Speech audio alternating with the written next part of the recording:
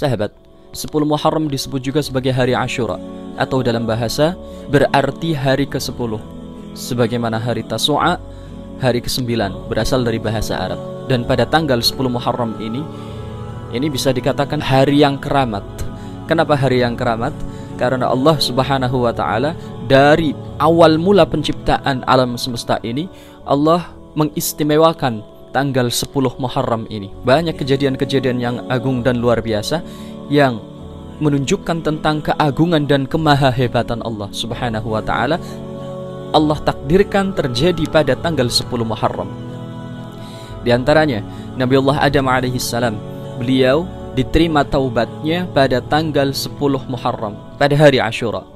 Nabi Adam melakukan kesalahan di sorga, memakan buah larangan. Lalu Allah Subhanahu wa ta'ala mengusir Nabi Adam dari sorga, dihempaskan ke bumi bersama istrinya Sayyidah Hawa. Sehingga dikatakan oleh Imam Ibn Hajar bahwasanya Nabi Adam ini iri kepada umat Nabi Muhammad tentang 4 hal.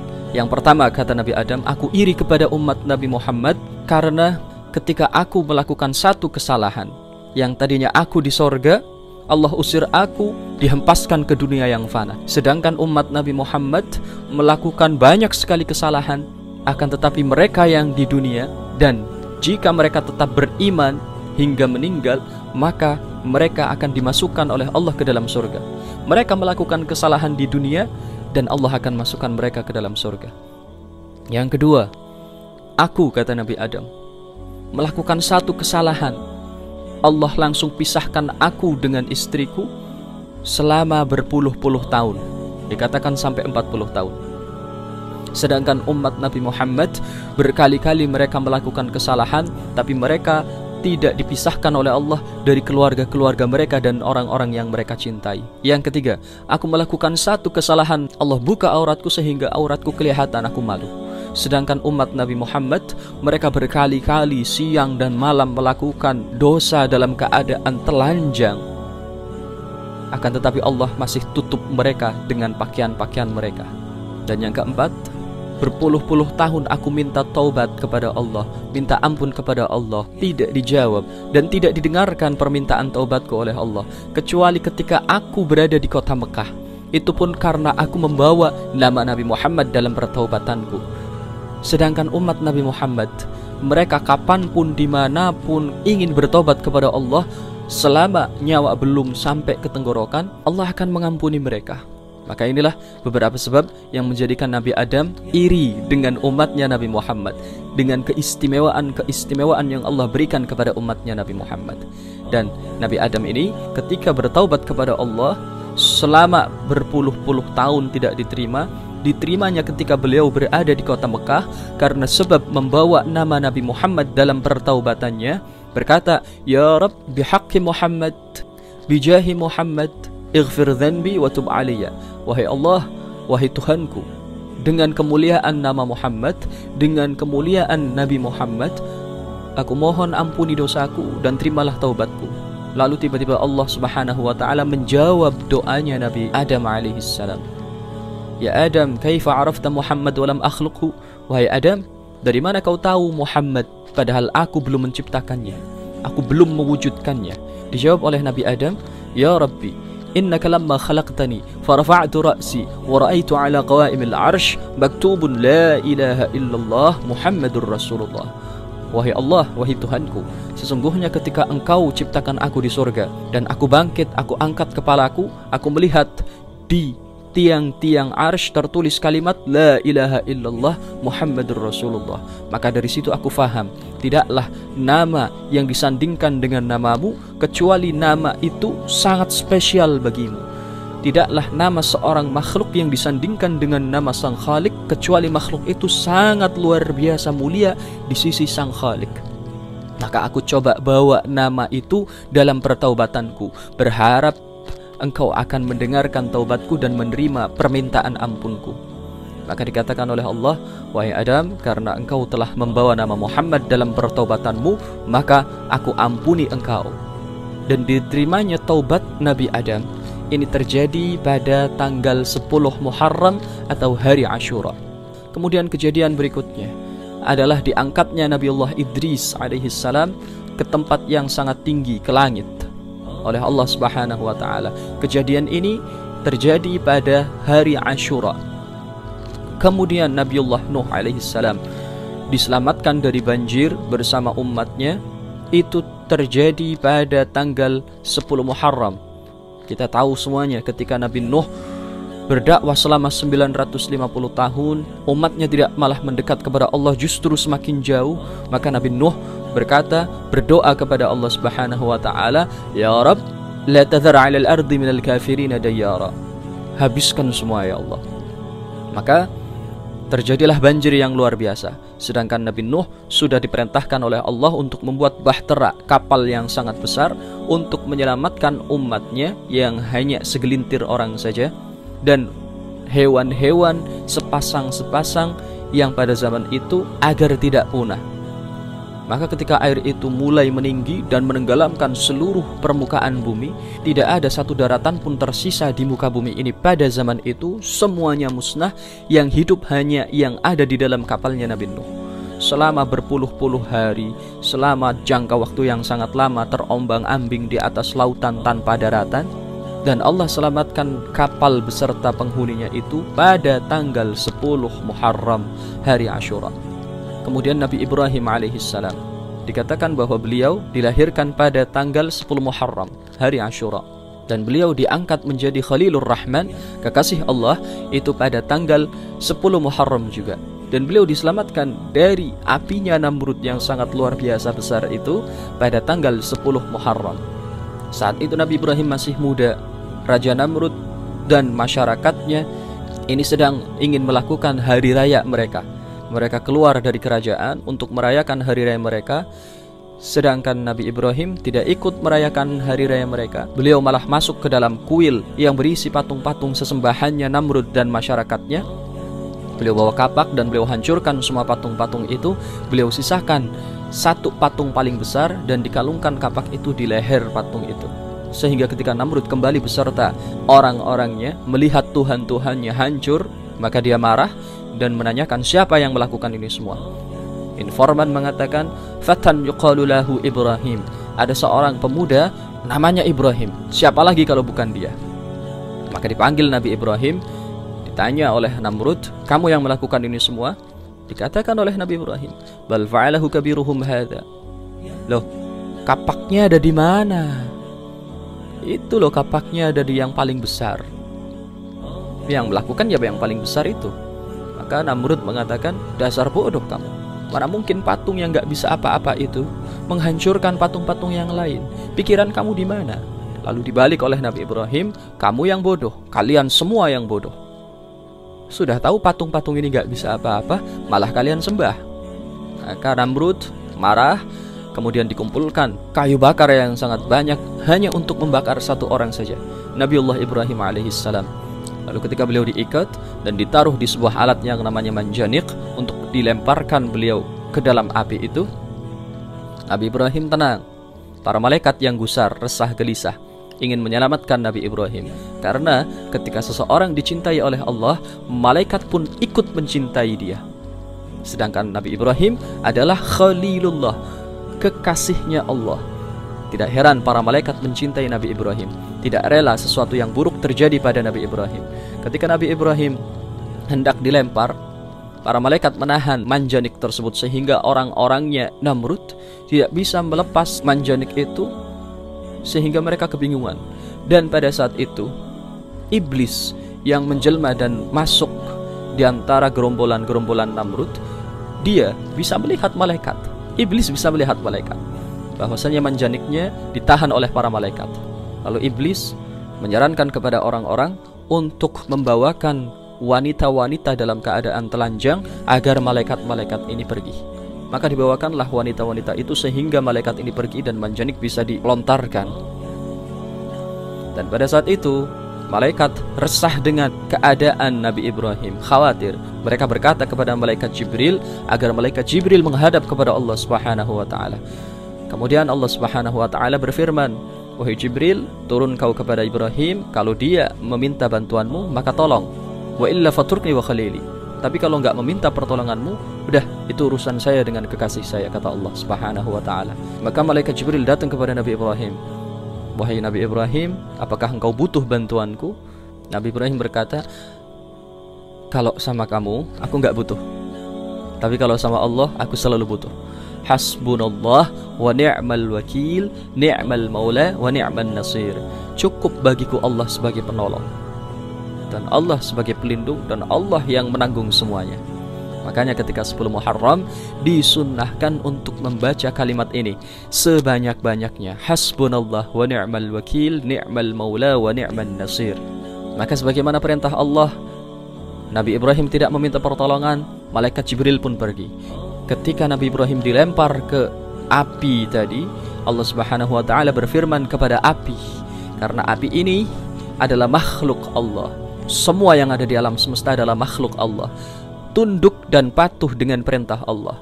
Saat itu Allah berfirman kepada api yang akan melahap Nabi Ibrahim, ya naru kuni bardan wa salaman ala Ibrahim. Wahai api, jadilah engkau dingin dan menyelamatkan kepada Ibrahim.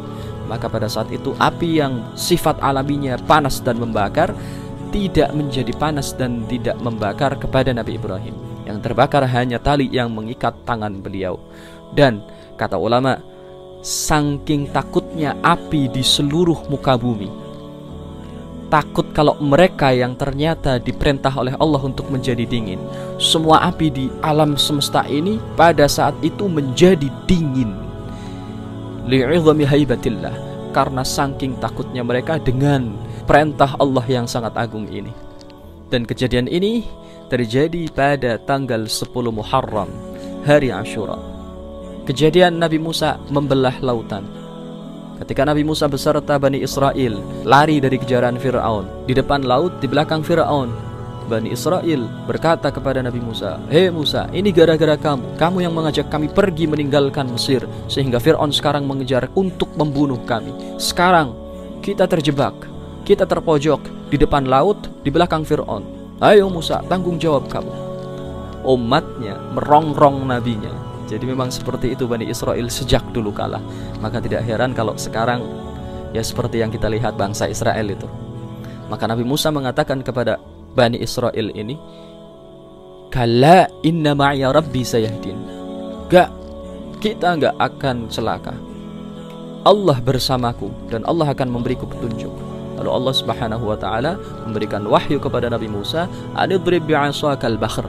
Wahai Musa, pukulkan laut itu dengan tongkat yang kamu pegang. Maka Nabi Musa memukulkan tongkat itu ke laut, sehingga terbukalah jalan. Laut membelah menjadi dua, sehingga Nabi Musa dan Bani Israel berjalan melintasi laut tersebut, menyeberangi laut itu. Dan Fir'aun ketika melihat Nabi Musa dan Bani Israel menyeberang laut itu, melihat laut yang terbelah menjadi dua ini begitu luar biasa, begitu tinggi lautnya. Sebenarnya Fir'aun ini ragu. Cuman saat itu malaikat Jibril yang ada di situ, dan beliau menunggangi kudanya malaikat Jibril, memberikan isyarat kepada kuda yang ditunggangi oleh Fir'aun untuk mengikutinya. Maka mau gak mau kuda yang ditunggangi Fir'aun turun dan mengejar rombongan Nabi Musa. Ketika Fir'aun turun, otomatis bala tentaranya pun ikut turun. Sehingga ketika Nabi Musa sudah sampai di ujung, sudah naik ke daratan, selamat semuanya, Allah Subhanahu wa ta'ala kembalikan posisi laut itu seperti semula. Terhimpit Fir'aun dan bala tentaranya, mati. Tapi hebatnya Fir'aun ini, hebatnya jasadnya Fir'aun ini, kemampuan tubuhnya Fir'aun ini, ketika semuanya mati terhimpit oleh laut yang begitu dahsyat, Fir'aun masih hidup. Dan Fir'aun mencoba untuk bertobat, beriman kepada Allah Subhanahu wa ta'ala. Lalu dikatakan oleh Allah Subhanahu wa ta'ala, al-an, baru sekarang kamu mau tobat, setelah banyak tanda-tanda, ayat-ayat yang aku berikan kepadamu agar kamu mau bertobat, tapi kamu menolak. Sekarang kamu baru mau tobat? Enggak, kata Allah Subhanahu wa ta'ala. Dan kejadian ini terjadi pada tanggal 10 Muharram, hari Ashura. Sehingga ketika Nabi Muhammad ini hijrah dari Mekah ke Madinah, beliau melihat orang-orang Yahudi Madinah pada berpuasa tanggal 10 Muharram, Nabi Muhammad bertanya kepada salah seorang Yahudi, "Kenapa kalian berpuasa pada hari ini?" Kemudian dijawab, "Iya, karena pada hari ini dahulu nenek moyang kami yang dibawa oleh Nabi Musa itu diselamatkan oleh Allah dari kejaran Fir'aun pada tanggal 10 Muharram. Maka kami sebagai bentuk rasa syukur kami kepada Allah, kami berpuasa." Maka Nabi Muhammad mengatakan, "Nahnu aula minkum bi Musa." Kami, umat muslim, lebih berhak untuk melakukan puasa, lebih berhak terhadap Nabi Musa ketimbang kalian. Maka dari itu, pada tanggal 10 Muharram itu dianjurkan untuk berpuasa. Pada hari Asyura dianjurkan untuk berpuasa. Dan dianjurkan pula puasa pada hari ke-9-nya, hari Tasu'a. Kenapa? Karena agar tidak tasyabbuh bil Yahud, agar tidak menyamai orang Yahudi.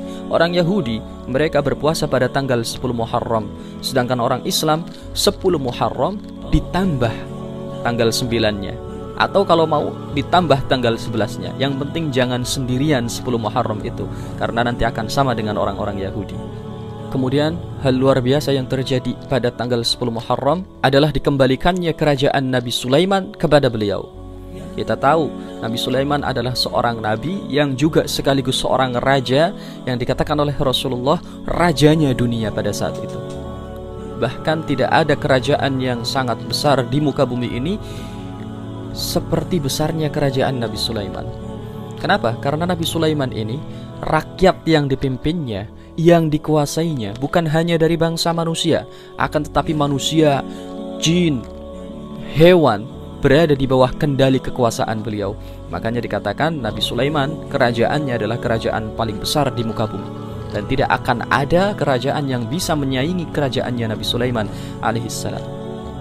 Pernah Nabi Sulaiman ini mendapat ujian dari Allah Subhanahu wa taala berupa hilangnya kerajaannya oleh ulah salah seorang jin.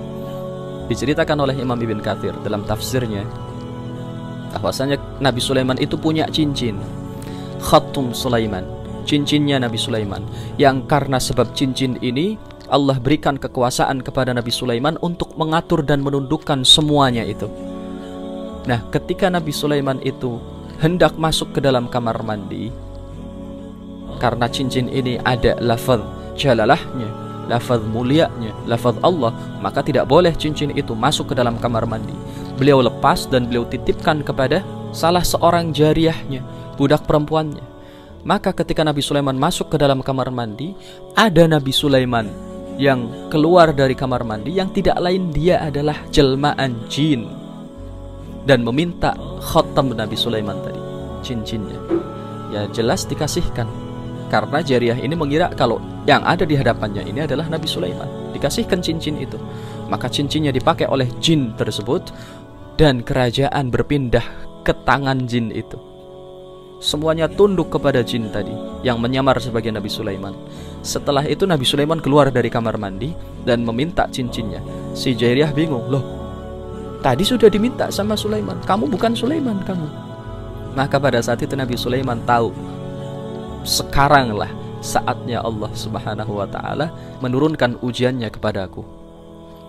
Maka setelah sekian lama Nabi Sulaiman kehilangan kerajaannya, Allah kembalikan lagi kerajaan beliau pada tanggal 10 Muharram, hari Asyura. Kemudian kejadian luar biasa berikutnya yang terjadi pada tanggal 10 Muharram adalah diselamatkannya Nabi Yunus dari perut ikan. Dikatakan Nabi Yunus ini berdakwah kepada satu kaum, dan kaum itu membelot kepada Nabi Yunus, sehingga membuat Nabi Yunus ini marah dan meninggalkan kaum tersebut karena kecewa. Dan beliau pun naik kapal, naik perahu. Ketika di tengah-tengah lautan, tiba-tiba perahu yang beliau naiki itu bergoncang, seolah-olah mau tenggelam. Sehingga pemimpin atau nahkoda yang mengepalai perahu tersebut mengatakan kepada semua penumpang perahu itu, kita harus mengeluarkan salah seorang di antara kita.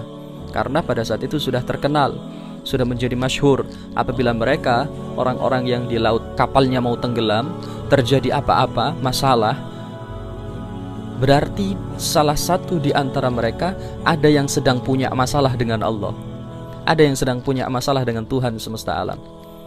Maka mereka pun diundi, siapa nama yang keluar, maka dia yang akan dijeburkan ke laut. diundi semuanya. Semua penumpang melakukan undian tersebut, berharap bukan nama dia yang keluar karena nanti akan diceburkan ke laut. Kemudian keluarlah nama Yunus bin Matta, Nabi Yunus itu. Maka Nabi Yunus pun diberikan pilihan oleh orang-orang, kamu mau kami lempar atau kamu lemparkan diri kamu sendiri ke dalam laut. Nabi Yunus pun melemparkan diri sendiri ke laut. Sebelum Nabi Yunus masuk ke dalam laut, tiba-tiba ada ikan yang sangat besar yang melahap Nabi Yunus mentah-mentah. Nabi Yunus pun dibawa oleh ikan tersebut masuk ke dalam dasarnya samudra. Nabi Yunus berada di dalam perut ikan yang sangat gelap, dan ikan tersebut berada di bawah kegelapan samudra, kegelapan di atas kegelapan. Di situ Nabi Yunus merenung, di situ Nabi Yunus bertasbih dengan tasbihnya yang sangat terkenal, La ilaha illa anta subhanaka inni kuntu minadh dhalimin. Ya Allah, tidak ada Tuhan selain Engkau, Engkau maha suci, dan aku termasuk orang-orang yang zalim. Karena aku sudah diberi tugas untuk dakwah, loh kok aku marah, aku kecewa sama kaumku, aku kabur. Aku ini orang zalim ya Allah. Mengakui ketidakmampuan beliau di hadapan kemahamampuannya Allah. Maka pada saat itu, setelah 40 hari Nabi Yunus berada di dalam perut ikan di bawah samudra, Allah berikan ilham kepada ikan itu untuk membawa Nabi Yunus ke daratan dan memuntahkannya. Allah tolong Nabi Yunus mengeluarkannya dari perut ikan pada tanggal 10 Muharram. Kemudian pada tanggal 10 Muharram ini terjadi perkumpulan antara Nabi Yusuf dan ayahnya Nabi Yakub setelah sekian puluh tahun, dikatakan sampai 40 tahun terpisah dari ayahnya. Dan terjadi pula kejadian yang luar biasa, cucu baginda Nabi Muhammad sallallahu alaihi wasallam, Sayyidina Husain, beliau terpenggal, kepalanya terpisah dari badan di padang Karbala oleh para pengkhianat-pengkhianatnya. Ketika Rasulullah masih hidup, beliau sudah mewartakan tentang kewafatan Sayyidina Husain cucunya. Rasulullah punya dua cucu, Sayyidina Hasan dan Sayyidina Husain, yang sangat beliau cintai. Rasulullah selalu mencium bibir Sayyidina Hasan, sedangkan Sayyidina Husain Rasulullah cium lehernya. Kemudian Sayyidina Husain yang saat itu masih kecil mengadukan kepada ibunya Sayyidah Fatimah, iri dengan kakaknya Sayyidina Hasan yang selalu dicium di bagian bibir sama Rasulullah. Kemudian Sayyidah Fatimah pun bertanya kepada Rasulullah, ayahandanya. Lalu Rasulullah menjelaskan bahwasanya nanti cucuku Hasan akan meninggal diracun, sedangkan cucuku Husain akan meninggal dengan cara dipenggal lehernya. Dari mana Rasulullah tahu? Adalah ketika Sayyidah Khadijah meminta sorbannya Nabi Muhammad untuk dijadikan kain kafannya. Lalu Allah Subhanahu wa ta'ala justru mengutus malaikat Jibril membawakan 5 kain dari surga untuk dijadikan kafan mereka. Lalu dikatakan oleh malaikat Jibril, ini adalah untuk dirimu wahai Muhammad, untuk Khadijah, Ali, Fatimah, dan Hasan. Lalu Rasulullah bertanya, wa amma Husain? Lalu Husain bagaimana? Dikatakan oleh malaikat Jibril, sedangkan Husain dia tidak membutuhkan kain kafan karena dia akan meninggal dengan cara dipenggal kepalanya. Dan Rasulullah pun diberikan tanah oleh malaikat Jibril. Dikatakan ini adalah tanah tempat di mana cucukmu Husain akan dipenggal. Lalu tanah ini sampai Rasulullah meninggal diwariskan kepada salah satu istri beliau, yang kemudian pada suatu saat ketika terjadi pergolakan politik yang sangat luar biasa, istri Nabi Muhammad ini melihat tanah ini menjadi merah. Dan pada saat itu beliau tahu bahwasanya cucu baginda Nabi yang sangat dicintainya, Sayyidina Husain, telah syahid di padang Karbala. Ini terjadi pada tanggal 10 Muharram. Dan pada tanggal 10 Muharram ini banyak sekali hadis yang menyebutkan tentang fadail keutamaan 10 Muharram atau hari Ashura. Namun dikatakan oleh Al-Habib Ali bin Hasan Baharun, seorang faqih, yang dikatakan oleh Al-Habib Zain bin Ibrahim bin Smith, kafah bil Jawa Ali, cukup di Indonesia ini dengan adanya Ali bin Hasan Baharun, ini semua permasalahan fikih akan terselesaikan. Habib Ali bin Hasan Baharun mengatakan ada banyak hadis tentang keutamaan dan fadilah 10 Muharram ini. Namun hadis-hadis yang sahih itu menerangkan 3 hal. Yang pertama, di 10 Muharram ini doa sangat mustajab. Dikisahkan ada salah seorang pengemis yang datang meminta kepada seorang muslim yang kaya raya, penjual emas. Pengemis ini berkata kepada muslim itu, berikan saya sedekah 10 dirham, nanti kamu akan saya doakan dengan doa yang sangat istimewa di hari yang sangat istimewa ini. Lalu si muslim ini mengatakan, tidak, pergi saja kamu. Diusir. Lalu pengemis ini datang ke tetangganya yang tidak lain adalah seorang Yahudi. Dan pengemis itu mengatakan, berikan saya 10 dirham, nanti akan saya doakan kamu dengan doa yang sangat spesial di hari yang sangat spesial ini. Yahudi bertanya, hari spesial? Memang hari apa ini? Mungkin dia lupa, padahal hari Asyura adalah hari istimewa bagi umat Yahudi. Lalu dikatakan, ini hari Asyura. Oh, sekarang hari Asyura. Ya sudah, kalau begitu ini 10 dirham. Lalu didoakan sama si miskin itu. Kemudian malam harinya si muslim tadi bermimpi seolah-olah kiamat telah terjadi, dan dia melihat surga, istana yang sangat luar biasa indah. Kemudian bertanya kepada Allah, liman hadzal qasr? Wahai Allah, untuk siapa qasr ini, istana yang sangat indah ini? Lalu dijawab, ini istana tadinya milik kamu, ini tadinya buat kamu, cuman sudah berpindah kepemilikannya kepada Yahudi tetanggamu karena kamu menolak memberikan 10 dirham kepada orang miskin yang datang kepadamu. Maka sangat menyesal si muslim ini. Ketika dia bangun, dia datang kepada tetangganya, si Yahudi itu, dan meminta pahala sodakoh dia yang 10 dirham kemarin. Aku beli sodakohmu itu sebanyak 10 dirham. Ini 10 dirham untuk kamu, dan kau ikhlaskan pahala sodakohmu kemarin untuk saya. Lalu si Yahudi ini berkata, tidak, meskipun kau beli pahala itu sebanyak 100 dirham, 100 dinar sekalipun, atau lebih dari itu tidak akan aku berikan. Kenapa? Karena aku tahu pahalanya adalah istana yang telah Allah sediakan di sorga untukku. Dan meskipun kau meminta untuk masuk ke dalam istana itu, aku tidak akan mengizinkanmu untuk masuk. Dan ketahuilah, kata si Yahudi ini, bahwasanya aku telah diberikan hidayah oleh Allah dan aku telah menjadi seorang muslim. Syuf, lihatlah, seorang Yahudi karena sebab sodakoh yang dia berikan pada hari Asyura dan didoakan oleh orang miskin tersebut. Dan ingat, pada hari Asyura doa mustajab, doa sangat potensi sekali untuk dikabulkan karena hari itu adalah hari yang sangat mulia. Dan berkat doa tersebut dan berkat sodakohnya tersebut, Allah berikan hidayah kepada Yahudi ini. Tidak hanya itu, beliau jadikan dia seorang wali. Kasyaf, bisa melihat apa yang dimimpikan oleh si muslim tadi tetangganya. Itu yang pertama, doa pada hari Asyura mustajab, lebih potensi untuk dikabulkan karena ini hari yang sangat mulia. Kemudian yang kedua, puasa pada hari Asyura itu afdal, sangat luar biasa besar fadilahnya. Dikatakan, siapa yang berpuasa pada hari Asyura, maka dia akan diampuni dosa-dosanya selama 1 tahun.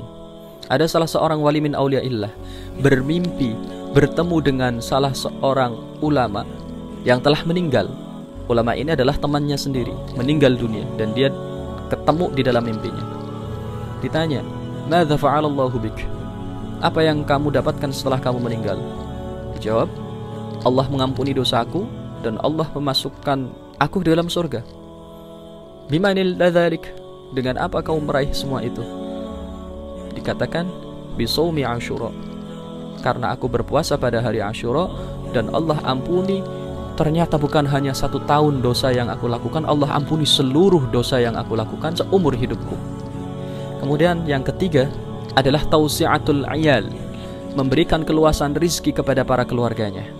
Siapa yang meluaskan rizki pada hari Asyura, maka Allah akan meluaskan rizkinya selama 1 tahun. Imam Sufyan bin Uyainah, beliau berkata, demi Allah, aku selalu melakukan hal ini setiap Asyura. Tausi'atul ayal, meluaskan rizki kepada keluarga-keluarga beliau. Dan selama aku meluaskan rizki pada hari Asyura, Allah selalu meluaskan rizkiku selama 1 tahun. Dan ini sudah aku lakukan selama 50 atau 60 tahun.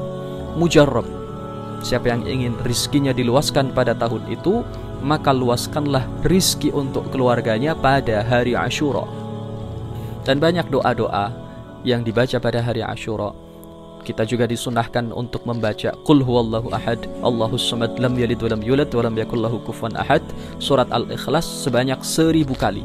Diriwayatkan dari Imam Ali karramallahu wajhah, man qara'a Qul huwallahu ahad alfa marrah yawma Ashura nadhara ar-rahmanu ilaih wa man nadhara ar-rahmanu ilaih lam yu'adzibhu abada.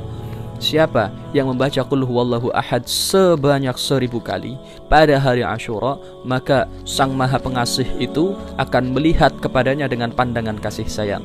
Dan siapa yang dilihat oleh Sang Maha Pengasih dengan pandangan kasih sayang, maka Sang Maha Pengasih itu tidak akan mengazabnya untuk selama-lamanya. Ini adalah 3 hal yang dianjurkan dalam Ashura, dan 3 hal ini hadisnya sahih. Pertama tadi, bahwa hari Ashura, doa di dalam hari tersebut sangat potensi untuk dikabulkan. Yang kedua, puasa pada hari tersebut afdoliyahnya sangat besar. Dan yang ketiga, siapa yang meluaskan rizki untuk keluarganya pada hari tersebut, Allah luaskan rizkinya selama 1 tahun. 3 hal ini hadisnya sahih. Sedangkan fadail-fadail yang lain hadisnya dhaif, bahkan ada yang maudhu'. Dikatakan oleh Imam Ibn Hajar bahwasanya hadis yang menerangkan tentang bercelak pada hari Ashura ini hadisnya maudhu'. Namun bukan berarti bercelak pada hari Ashura ini dilarang, tetap sunnah. Karena bercelak itu sunnahnya setiap hari. Setiap hari sunnah bercelak, mau itu di luar Ashura maupun hari Ashura. Dan hadis-hadis yang lain itu dhaif. Akan tetapi hadis-hadis yang dhaif dalam kaidah mustalahul hadis itu masih bisa digunakan untuk fadailul a'mal. Ini hadisnya dhaif, tapi ini untuk fadailul a'mal, untuk mencari fadilah-fadilah atau keutamaan sebuah amalan, maka boleh. Yang tidak boleh, hadis-hadis dhaif itu digunakan sebagai hujjah hukum. Maka semoga Allah berikan rahmat kepada kita, Allah berikan kesempatan dan hidayah taufik kepada kita untuk bisa melakukan kebaikan-kebaikan di hari Ashura lebih daripada kebaikan-kebaikan di hari-hari yang lain. Assalamualaikum warahmatullahi wabarakatuh. Jika kalian suka dengan video ini, like, share, and subscribe. Jangan biarkan kebaikan ini hanya berhenti pada kalian. Ajak yang lain juga ya, biar sama-sama masuk surga.